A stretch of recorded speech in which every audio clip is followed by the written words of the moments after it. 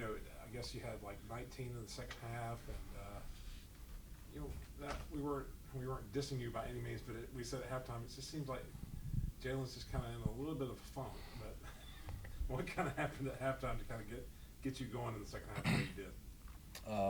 It wasn't anything in particular that happened at halftime. It's been all week at practice, specifically after a high point. All these guys have been telling me I'm too good of a player to have not had a high point, telling me they believed in me, and teams are going to play me one-on-one on the post. They're going to throw me the ball, and I made my first one. I missed my next two, but these guys did a good job instilling confidence in me. This dude right here, as much as anybody else, telling me anytime I got an open look that I need to shoot it. So it wasn't really anything there's not any magic potion to this. It's been a week's worth of thing, and obviously I was in foul trouble the first half. So JP, just talk about you had an amazing first half and just really continued.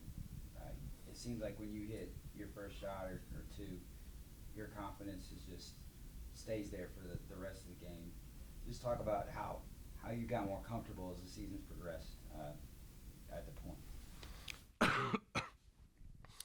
I think it's been it ain't been the most easy road for me, like just coming out, switching positions, and being on the ball more. But kind of like Slawson said, just the whole staff, all the players, kind of instilling confidence in me. That helps a lot more than you think. And when I go out there, I just tell myself to be free, like the coaches do all the time. So I think I did that tonight. And once I seen that first one in, it was just, I felt really good about it. So I kept shooting, and tonight was my night. So either one or both of you can answer this question. But one of the things I mentioned the other night was that sometimes when you have defensive failings and people, you see guys who were obviously they were disappointed in themselves because they not played good defense. And it struck me that sometimes it throws your offense off because everyone's trying to make up for the defensive mistake they did. And the offense looked a little bit less spontaneous. It's like the secret when y'all really click on offense is that all the shots are effortless. One of the reasons you hit a lot of them are that they're open and comfortable. And when you have things clashing in your mind and you're trying to make up for what you did, it throws that off. And I even when this game was close, I thought that y'all were much more cohesive offensively. And I just wondered if I'm just completely wrong or if there's some truth to that. you go ahead first. No, there's definitely some truth to that, but I think the way I'll respond to that is it's a lot harder to play against a set defense. So anytime you're taking the ball out of the net, it's a whole lot harder to score. Tonight we forced a lot more stops than we did Tuesday.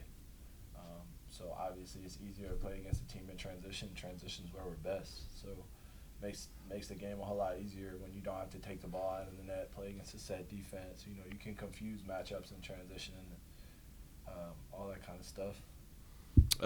Yeah, I mean, pretty much what he said. I mean, also, I feel like our guys here really take pride on the defensive end.